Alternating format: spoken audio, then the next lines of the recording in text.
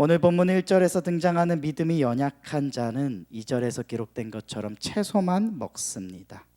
반대로 2절에서 등장하는 믿음이 강한 것으로 추정이 되는 어떤 사람은 모든 것을 먹을 만한 믿음을 가졌다라고 말합니다. 성경은 자세하게 기록하진 않지만 학자들은 본문에 등장하는 이 믿음이 연약한 자와 믿음이 강한 자를 다음과 같이 구분하고 있는데요. 먼저 믿음이 약한 자는 그리스도를 믿음으로 구원에 이르는 믿음을 가졌으나 아직까지 구약의 모세의 율법에 기록된 유대 제사 제도를 지속적으로 지켜오고 있었던 자들을 말합니다. 이들은 소수의 유대인들과 구약의 하나님을 두려워하는 일부 이방인들로 이루어져 있었습니다. 반면에 믿음이 강한 자는 동일하게 마찬가지로 유대인들과 이방인들로 이루어져 있으나 그들은 그리스도께서 이 땅에 오심으로써 더 이상 모세의 율법의 제사 제도에 얽매이지 않아도 됨을 깨달은 자들이었습니다.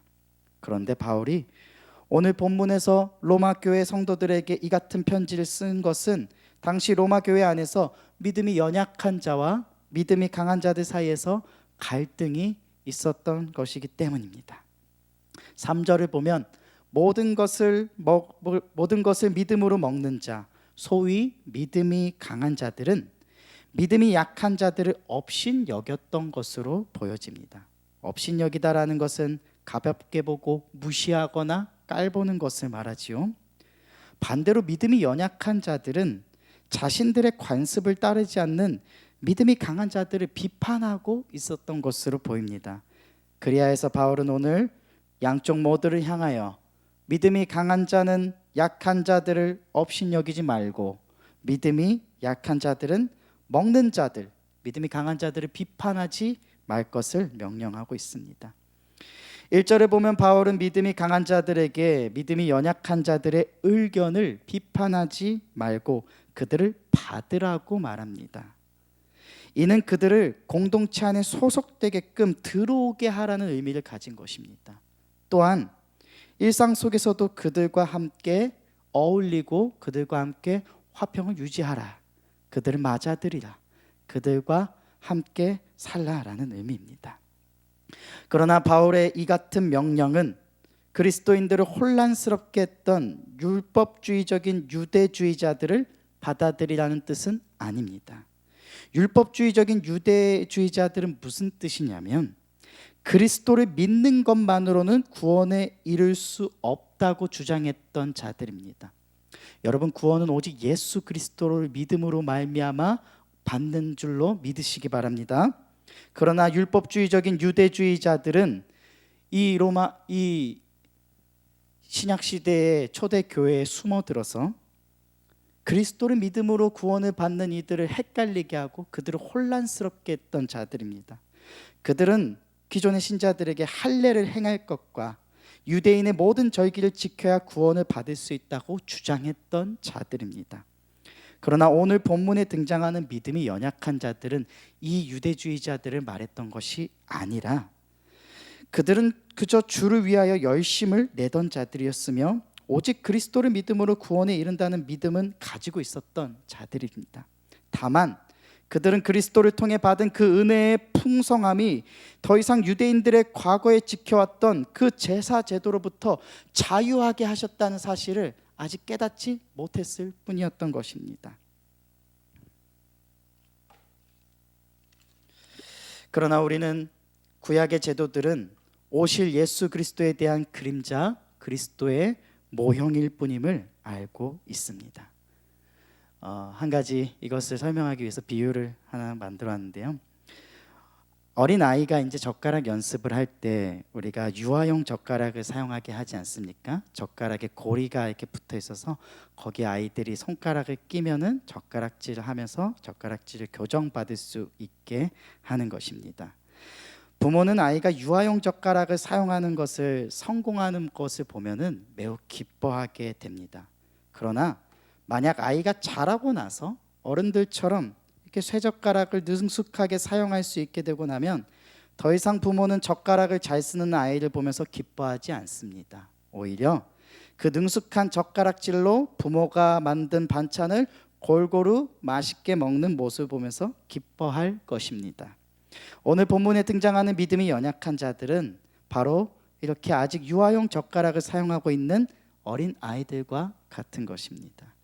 바울은 믿음이 강한 자들을 향하여 이 같은 믿음이 연약한 자들을 업신 여기지 말라고 말씀하고 있는 것입니다.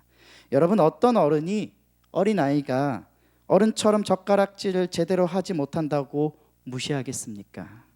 그들은 아직 충분히 성장하지 못했을 뿐입니다. 그리고 잘하게 하시는 분은 오직 하나님이십니다. 오늘 본문에서 바울은 단순히 먹고 마시는 문제만을 이야기하는 것은 아닙니다. 3절 이후에 있는 내용을 자세하게 오늘 다루지는 않을 것이지만 바울의 이 말씀은 우리의 믿음이 단순히 먹고 마시는 데 있지 않음을 이야기하고 있는 것입니다. 오늘 본문 6절과 8절에서도 먹는 자도 먹지 않는 자도 사는 자도 죽는 자도 모두 주를 위하여 하는 것임을 고백하고 있습니다. 고린도전서 10장 31절을 보면 그런즉 너희가 먹든지 마시든지 무엇을 하든지 다 하나님의 영광을 위하여 하라. 즉 바울은 어떤 일을 하든지 하나님의 영광을 위해 해야 하는 것임을 말하고 있는 것입니다. 그렇다면 우리는 어떻게 해야 무엇을 먹든지 무엇을 마시든지 하나님께 영광을 돌릴 수 있을까요? 오늘 이 시간에는 오직 예수 그리스도의 모습을 통하여서 우리가 나아가야 할 방향을 찾고자 합니다. 마태복음 9장 10절을 보면 예수께서 마태의 집에서 앉아 음식을 잡수실 때에 많은 세리와 죄인들이 와서 예수와 그의 제자들과 함께 앉았더니, 그리고 누가복음 7장 36절입니다. 한 바리새인이 예수께 자기와 함께 잡수시기를 청하니 이에 바리새인의 집에 들어가 앉으셨을 때에, 여러분, 우리의 주인 되신 예수 그리스도께서는 바리새인들이 경멸하는 업신여기는 세리와 죄인들과 함께 식사하셨습니다. 그런데 그러는 한편 예수님은 우리가 흔히 율법주의자들이라고 정죄하는 바리새인들과도 함께 식사를 하셨습니다. 즉 예수님께서는 오직 하나님 나라의 복음을 전파하는 일을 위하여 모든 사람들에게 차별 없는 복음을 전파하신 것입니다. 그런데 우리는 오늘날 교회 안에서 함께 그리스도를 믿어 구원에 이르는 같은 성도들을 향하여 얼마나 많은 정죄와 업신여김, 비판의 죄 가운데 빠지곤 합니까? 이것은 우리가 받은 이 구원이 아무런 공로 없이 받은 것임을 잊어버릴 때 일어나는 현상입니다. 우리가 받은 이 구원은 우리에게서 그 어떠한 공로도 없이 받은 온전한 하나님의 선물입니다. 우리가 받은 이 구원은 아무런 자격 없이 받은 선물입니다. 아무런 자격 없이 받은 이 선물을 받은 사람이 어떻게 자신의 능력을 자랑합니까? 선물 받은 사람이, 자격 없이 선물 받은 사람이 어떤 누구에게 내가 이런 자격이 있어서 받았어 라고 자랑하겠습니까? 오히려 그 선물을 주신 분을 높일 뿐입니다. 그리고 그것이 우리가 복음을 전하는 유일한 방법입니다. 선물을 주신 분을 높여드리는 것, 그것이 우리가 복음을 전하는 방법입니다. 그리고 그것만이 우리가 신앙생활을 하는 동안 자랑할 유일한 내용인 것입니다. 오직 선물을 주신 하나님 한 분만을 높여드리는 것입니다. 고린도전서 9장 18절에서 23절 말씀입니다. 그런즉 내 상이 무엇이냐? 내가 복음을 전할 때 값없이 전하고 복음으로 말미암아 내게 있는 권리를 다 쓰지 아니하는 이것이로다. 내가 모든 사람에게서 자유로우나 스스로 모든 사람에게 종이 된 것은 더 많은 사람을 얻고자 함이라. 22절 말씀입니다. 약한 자들에게 내가 약한 자와 같이 된 것은 약한 자들을 얻고자 함이요 내가 여러 사람에게 여러 모습이 된 것은 아무쪼록 몇 사람이라도 구원하고자 함이니. 우리에게는 믿음의 자유가 있습니다.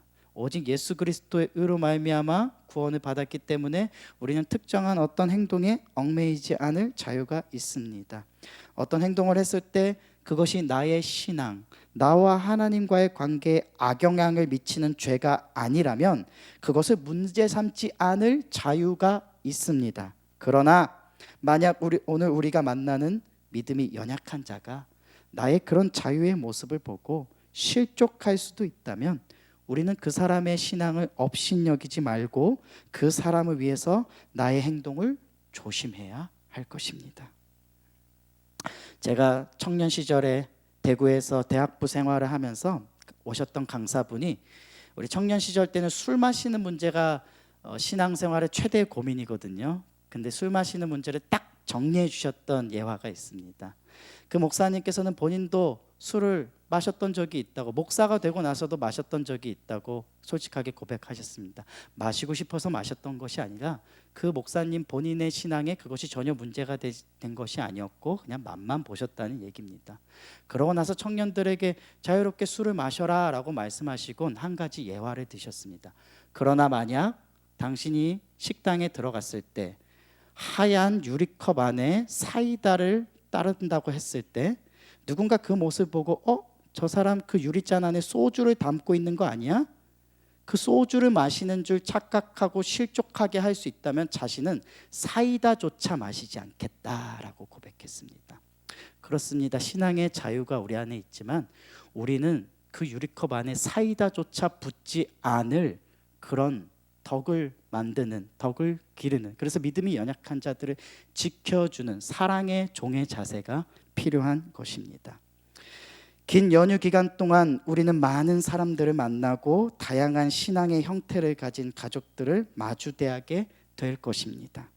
서로의 연약한 믿음을 비판하기보다 오히려 서로의 믿음을 시험 들게 할 만한 나의 모든 모습들을 조심하고 무엇을 먹든지 무엇을 행하든지 모두 다 주를 위하여 하나님의 영광을 위하여 행하는 복이 모두에게 있으시기를 소망합니다. 기도하겠습니다. 하나님, 이